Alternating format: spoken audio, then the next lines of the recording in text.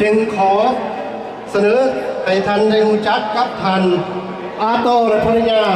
ใส่ท่านอาโตจะเป็นท่านอาโตจะใส่โอ้ท่านอาโตและภรรยาขอผู้ใจหลาย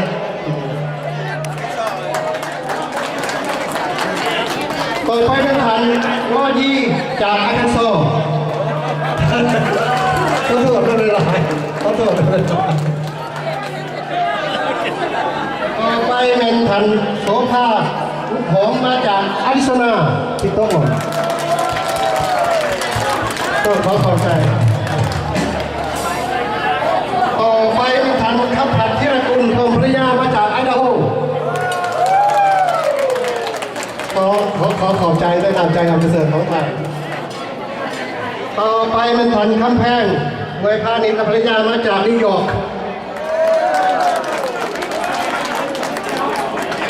มาเมืองแรกนี่เกือบที่ทัวร์สหรัฐอเมริกาเลยนะถือว่ายิ่งใหญ่พอสมควรพิเศษท่านได้รับถึงกับเจ้าบาชิโร่เพื่อนใดเป็นผู้อาวุโสหลักเป็นนายทหารของรัฐอเมริกาซึ่งเป็นการมีบทบาทอยู่ในสังคมของบ้านเมืองเราพอสมควรข้าพเจ้าขอเสนอให้ท่านจัดครับท่านก็ได้ขับใสกิตติวงศ์พรภริยาของเพื่อนขอเชิญยืนขึ้นเลยก็ได้ขับใสขอเชิญยืนขึ้นเลยก็ได้ขับใสท่านพระเจ้าครับอันนี้เป็นพระราชการอยู่ภาคหนึ่ง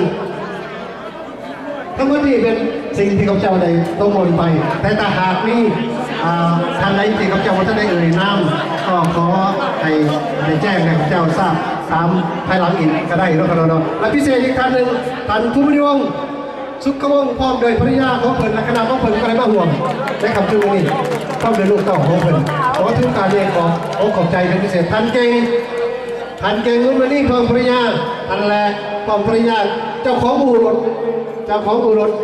อยู่ในโซเล็กของพวกเขากับหลายคนกับสีแดงจักเพิ่นก็ขอบใจน้ำลูกน้ำร้านน้องหลวงวัดทุกคนขอญาติเวลากุศลเป็นตัวนี้ขอบใจ